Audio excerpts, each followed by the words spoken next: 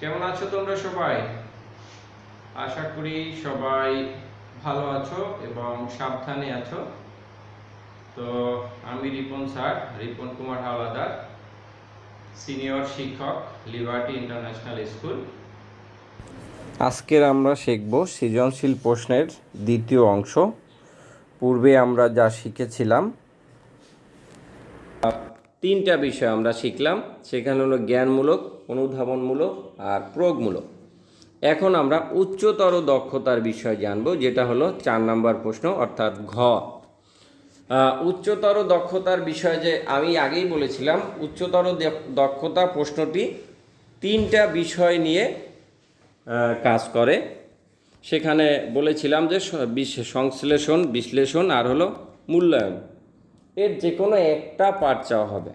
এখানে সৃজনশীল প্রশ্নর কিন্তু ভাগ হলো 6টা, কিন্তু তোমাদেরকে 4টা প্রশ্নের, ওই 6টা থেকে 4টা প্রশ্নের উত্তর চাওয়া হয়। শেষে যে ঘ নাম্বার আছে, ঘ, সেটা হলো উচ্চতর দক্ষতা, সেখানে 4 নম্বর। সেই 4 নম্বরের ক্ষেত্রে তোমাকে 3টা থাকে জ্ঞান, অনুধাবন, প্রয়োগ, এবং আরেকটা থাকে যে কোনো একটা বিষয় সম্পর্কে আলোচনা করতে বলা হয় 4 নম্বরের শেষের 1 নম্বরের জন্য। সেটা হলো বিশ্লেষণ, সংশ্লেষণ বা মূল্যায়ন। তো এখন আমরা বিশ্লেষণটা কি সেটা জানব। কোনো সমগ্রকের ক্ষুদ্র অংশসমূহ পুঙ্খানুপুঙ্খ রূপে চিনতে পারা, সমগ্রকের সঙ্গে ক্ষুদ্র অংশসমূহের সম্পর্ক স্থাপন করতে জানা, বিভিন্ন বৈশিষ্ট্যের আলোকে সমগ্রকের অংশসমূহ আলাদা আলাদা করতে পারা। বিশ্লেষণ কি আমি আবার বলছি, কোনো সমগ্রকের ক্ষুদ্র অংশসমূহ পুঙ্খানুরূপে চিনতে পারা, সমগ্রকের সঙ্গে ক্ষুদ্র অংশসমূহের সম্পর্ক স্থাপন করতে জানা। আমি একটু উদাহরণ দিয়ে এখানে বলি। ধরো এখন আমের সিজন, তোমার বাবা বাজার থেকে কতগুলো আম নিয়ে আসছে। এখানে একটা আমকে যদি আম নামে যে জিনিসটা জানি, সেই আমটাই কিন্তু অনেক কিছু পাওয়া যায়। উপরেই থাকলে শোকলা বা বাকল আমরা যেটা বলি, তারপরে ভিতরে থাকে রসালো অংশ যেটা কোষ আমরা খাই, তার ভিতরে থাকে একটা আঁটি। এখন এই 3টা মিলে কিন্তু নাম হয়েছে আম। এখন এইখানে এই যে আমটা থেকে যখন আমরা 3টা জিনিস আলাদা করব, তখন কিন্তু 3টা নাম হয়ে যাবে। একটা নাম হবে শোকলা বা ছোলা বা বাকল, একটার নাম হবে কোষ বা টিস্যু যেটা যে অংশটা খায়, আর একটা হবে আঁটি বা বিচি। এখন এই যে আস্ত একটা জিনিসকে আলাদা করে বিশ্লেষণ করা বা দেখানো, যেমন হয়তো মনে করো যে কি দেব, একটা কলম, আমরা একটা কলমকেই নেই, কলম নামে যে জিনিসটা চিনি, সেখানে কি কি থাকে, একটা নিব মানে সেটা প্লাস্টিক থাকে, তারপর তার মধ্যে কালি থাকে, এবং আলাদা একটা অংশ লাগে স্টিল। তো সামগ্রিক মিলে ওইটার নাম কলম, যেটাকে বলা হয় সমগ্র অংশ। কিন্তু যখন আমি ওই কলমটা থেকে আলাদা করে প্লাস্টিক, নিব বা স্টিলটাকে আলাদা আলাদাভাবে দেখাবো, সেটাই হলো বিশ্লেষণ। তো এখানে শিক্ষার্থী কিভাবে শিখবে, শিখন ফলটা কি কি আমরা একটু দেখি। শিক্ষার্থী 100 পর্যন্ত বা ছোট বড় কর্ম অনুসারে সাজাতে পারবে। এটা একটু প্রাইমারি লেভেলের জন্য বলা হয়েছে। মূলত এটা প্রাইমারির জন্য, আবার উপর শ্রেণীতেও প্রয়োজন পড়ছে। শিক্ষার্থী জীব ও জ্বর সম্পর্কে তথ্য সংগ্রহ করে তুলনা শ্রেণীকরণ করতে পারবে। শিক্ষার্থী সমাজের সদস্য হিসেবে নিজের অধিকার ও কর্তব্যসমূহ ব্যাখ্যা করতে পারবে। তারপর উদাহরণ হিসেবে উল্লেখ করা যায়, সমাজের মানুষ হিসেবে আমাদের অনেক অধিকার ও কর্তব্য রয়েছে। তো সেক্ষেত্রে কী বলছে, 5ম শ্রেণীর একজন শিক্ষার্থীকে আমাদের অধিকার ও কর্তব্য সম্বলিত একটি সমন্বিত চার্ট দিয়ে উক্ত চার্ট থেকে যদি আমাদের দায়িত্ব কর্তব্য আলাদা করতে দেওয়া হয়, তাহলে কাজটি করতে গিয়ে শিক্ষার্থীরা নিশ্চয়ই অধিকার ও কর্তব্যের বৈশিষ্ট্যগুলো ভালোভাবে জেনে নিয়ে উক্ত বৈশিষ্ট্যের ভিত্তিতে অধিকার ও কর্তব্য সমূহ আলাদা করতে পারবে। এখন এর শিখন ফলটা কি বিশ্লেষণের আমরা একটু দেখি। পরখ করে দেখা, মূল্য নিরূপণ করা, ভেঙে দেখানো, হিসেব করা, শ্রেণীকরণ করা, তুলনা করা, তুলনা করে পার্থক্য দেখানো, সমালোচনা করা, চিত্র অঙ্কন করা, প্রভেদ বা পার্থক্য করা, পৃথক করা, তারপরে পার্থক্য করা, পরীক্ষা করা, শনাক্ত করা, উদাহরণসহ ব্যাখ্যা করা, এগুলো কিন্তু আসে তোমার 4 নম্বর প্রশ্নে। তারপর অনুমান বা সিদ্ধান্ত করা, মডেল আদর্শ তৈরি করা, খসড়া তৈরি করা, তারপরে কি আছে নির্দিষ্ট বিষয় বের করা, প্রশ্ন করা, সম্পর্ক দেখানো, উপযুক্তটি বেছে নেওয়া, ক্ষুদ্রতর অংশে বিভক্ত করা, বিশ্লেষণ করা। যেমন আগেই আমি বলেছিলাম যে আমের শুধু ওখানে আম হলো সমগ্র একটা বিষয়, তার বিচি বা আটি যেটা আছে সেটাকে যদি আলাদাভাবে তুমি পরিচিত করাই দাও আম থেকে এনে, তাহলে সেটা কিন্তু বলা হতে পারে যে এই বিচি দিয়ে কি কি করা হয় বা এগুলো কি কি কাজে লাগে এরকম।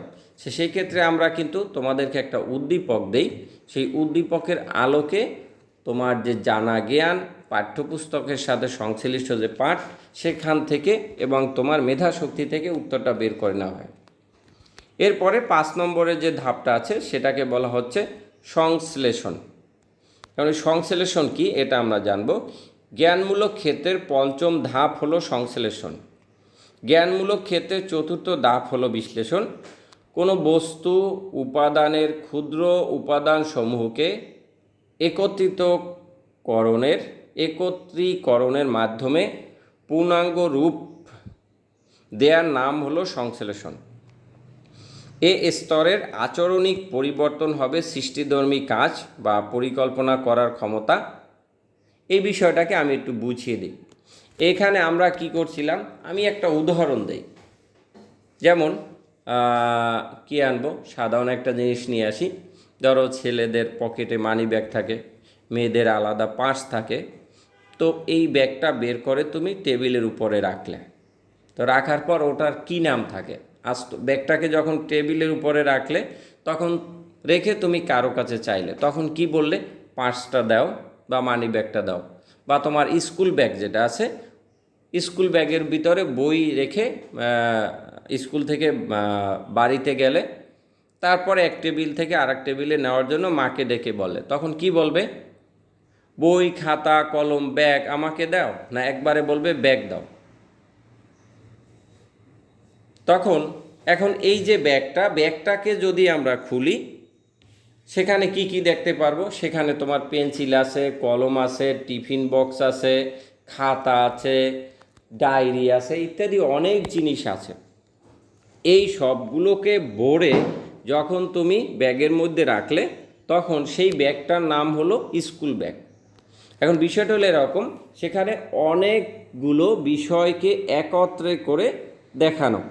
আগেরটায় আমরা 8টা বিষয়কে আলাদা আলাদা করে দেখিয়েছিলাম, যেটার নাম ছিল কি বিশ্লেষণ। আর এখানে অনেকগুলো বিষয়কে একত্র করে দেখানোর বিষয় হলো সংশ্লেষণ। আচ্ছা, এই শিক্ষণফলকে নিম্নোক্ত ক্রিয়াপদে ভাগ করা যায়, সেটা কি কি? শিক্ষার্থী, আমরা একটু দেখে নিই। শিক্ষার্থী গল্প, বর্ণনা, বক্তৃতা, আলোচনা শোনার পর তা নিজের ভাষায় লিখতে পারবে। শিক্ষার্থী সুনির্দিষ্ট পদ্ধতি অনুসরণের পর ফলাফলসমূহ নিজের ভাষায় ব্যাখ্যা বর্ণনা লিখতে পারবে। মানচিত্রের বিভিন্ন অংশ জোড়া লাগিয়ে পূর্ণাঙ্গ একটি মানচিত্র তৈরি করতে পারবে। এটা একটা সুন্দর উদাহরণ। একটা মানচিত্র তোমার কাছে দেওয়া হলো, তখন যদি আমি বলি বাংলাদেশটা কোথায় আছে এবং বাংলাদেশের বিভিন্ন বিষয় সম্পর্কে আলোচনা করো। মানচিত্র থেকে যখন তুমি বাংলাদেশ দেখিয়েছো, তো মানচিত্রের একটা অংশ হলো বাংলাদেশ, সেটা কিন্তু ছিল বিশ্লেষণ। আর এখানে কি, মানচিত্র দেখে যদি তুমি বিভিন্ন অংশ, একটা মানচিত্রকে কেটে আমি কুটি কুটি করে দিলাম, যখন বলি তুমি মানচিত্রটাকে সাজিয়ে আস্ত একটা মানচিত্র তৈরি করে দাও, তখন এটা হবে কিন্তু এই যে সংশ্লেষণ আমরা যেটা পড়ছি সেটা হলো সংশ্লেষণ। আচ্ছা, একটি মানচিত্র বিভিন্ন অংশে খণ্ডিত করে 5ম শ্রেণীর কোনো শিক্ষার্থীকে উক্ত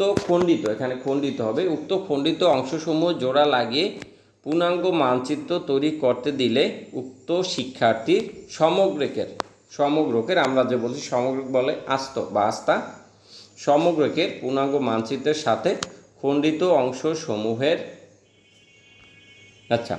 সমগ্রকের সাথে খণ্ডিত অংশসমূহের সম্পর্ক চিন্তা করে যদি কাজটি সফলভাবে সমাপ্ত করতে পারে সেটি হবে সংশ্লেষণ। তাহলে আশা করি তোমরা কিছুটা বুঝতে পেরেছ। এখন এই শিখন ফলগুলো কি কি? সংযুক্ত করা, আমরা যেগুলো বলি তোমাদের, সংযুক্ত করা, সম্মত হওয়া, লেখা সুবিন্যস্ত করা, তারপরে আছে রচনা করা, নির্মাণ করা, সৃষ্টি করা, অঙ্কিত করা, বিকশিত বা উন্নয়ন করা, কৌশল ব্যাখ্যা করা, সূত্রাকারে প্রকাশ করা, উৎপাদন করা, পরিকল্পনা করা, পূর্ব প্রস্তুত করা, পুনরায় সজ্জিত করা, পুনর্গঠন করা, সম্পর্ক দেখানো, চিনতে পারা, পুনঃপরীক্ষা করা, পুনর্বার লেখা, প্রতিষ্ঠা বা খসড়া করা, সংক্ষেপে করা, সমন্বিত করা, বলা বা সাজানো, এই বিষয়গুলো অন্তর্ভুক্ত থাকে। এরপরে আমরা সর্বশেষটা আসবো এই 6 নাম্বার, সেটা হলো মূল্যায়ন। মূল্যায়নটা কি? তোমাদেরকে এই উচ্চতর দক্ষতা ভিত্তিক যে প্রশ্নটা আসে, উচ্চতর দক্ষতামূলক প্রশ্নে মূল্যায়ন করতে বলা হয় কোনো কিছুর আলোকে, উদ্দীপক ও গল্পের আলোকে মূল্যায়ন করো, এরকম প্রশ্ন থাকে। তো সেই জিনিসটা কি? মূল্যায়ন হলো বিশেষ উদ্দেশ্যের প্রেক্ষিতে নির্দিষ্ট মানদণ্ডের আলোকে কোনো কিছুর মূল্যমান বিচার করা।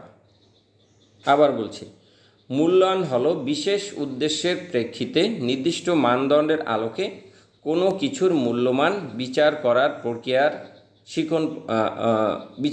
প্রক্রিয়া। এই জিনিসটাকে আমাদের একটু ভালো করে বুঝে নিতে হবে। মূল্যায়ন জিনিসটা কি?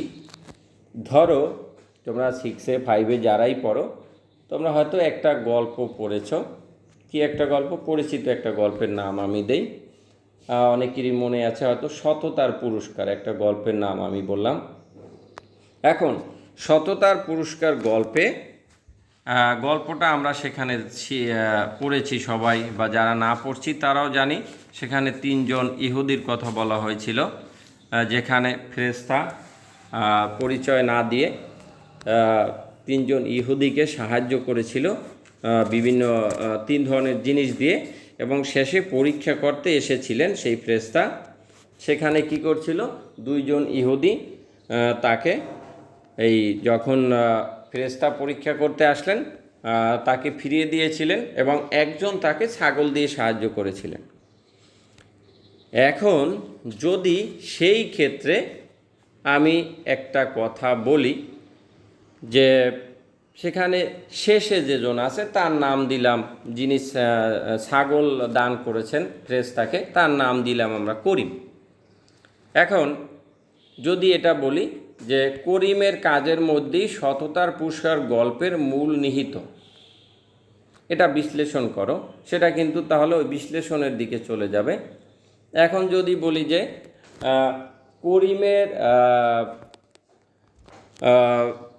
করিম একজন এখানে ব্যক্তির নাম, আর 2 জন নাম আছে মনে করো রহিম বা ফজল।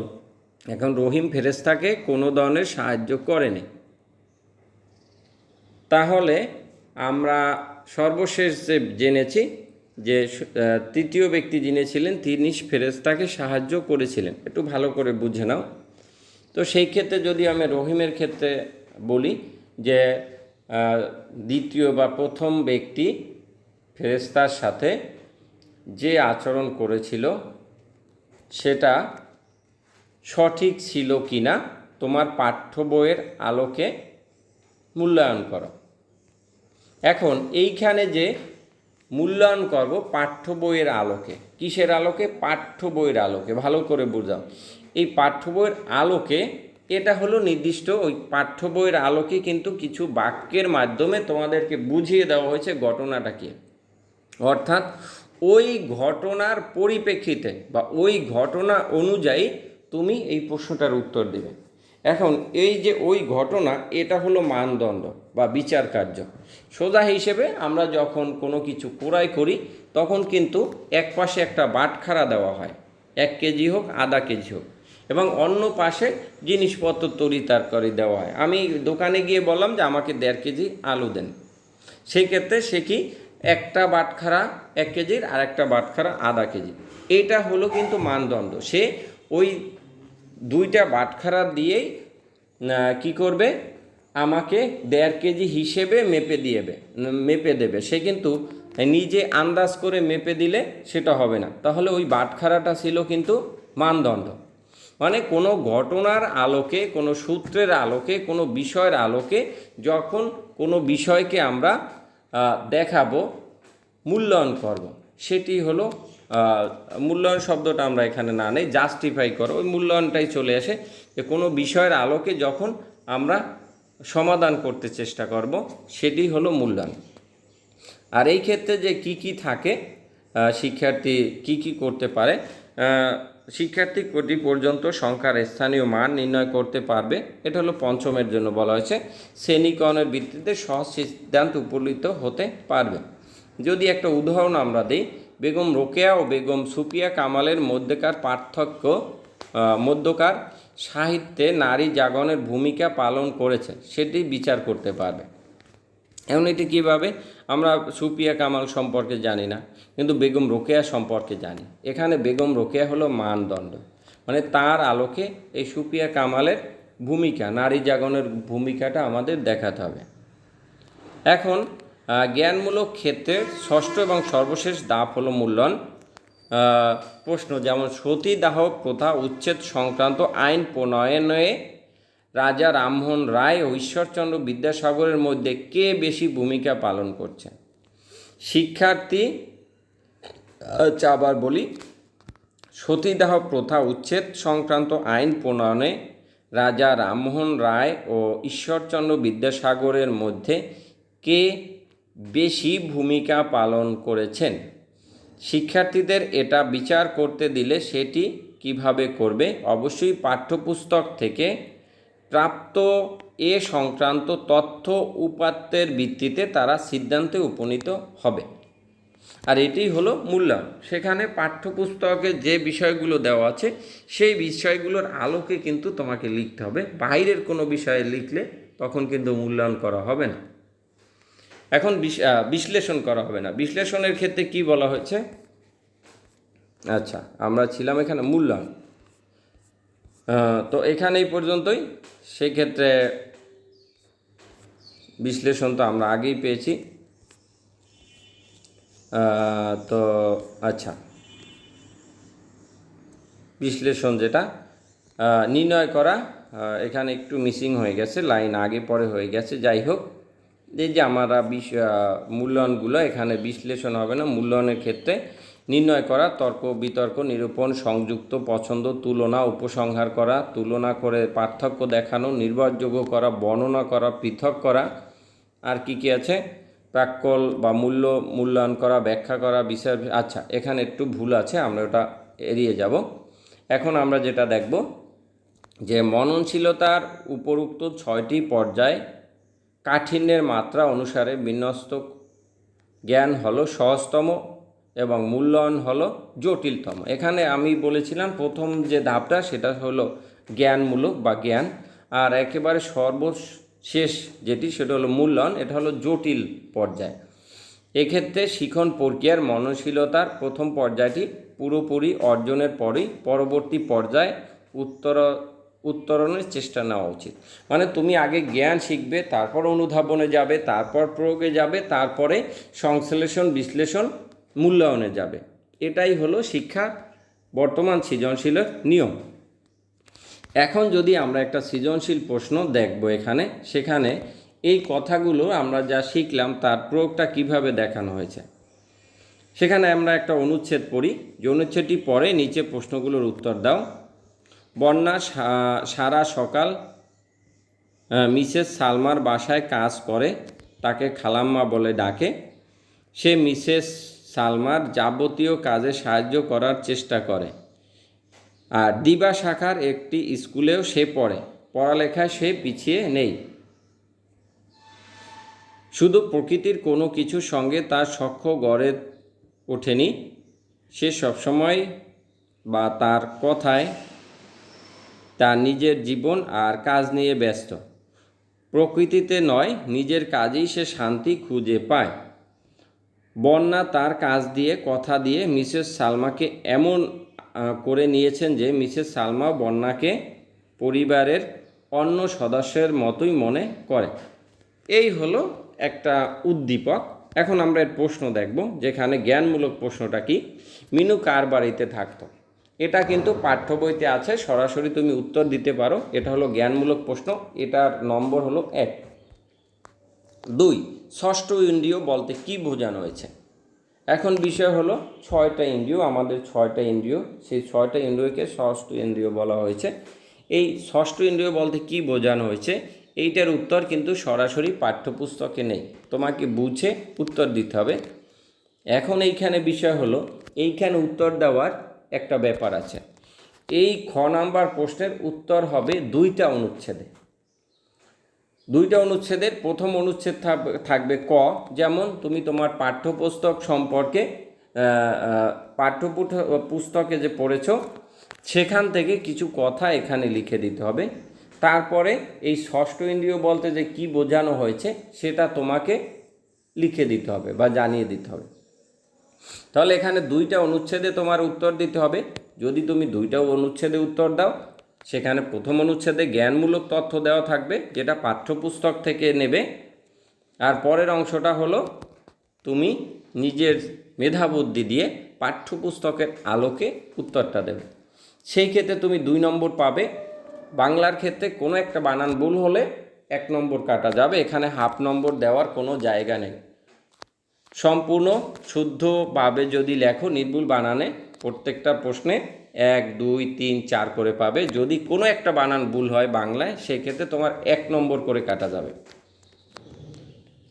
এখানে হাফ দেওয়ার কোনো জায়গা নেই, এখানে 1 নম্বর। যদিও 3টা বানানে বা কোথাও আমরা 3টা বানানে একটা ভুল কাটি, সেটা হলো পরের 1 নম্বর কাটি, সেটা হলো পরের প্রশ্নগুলোতে।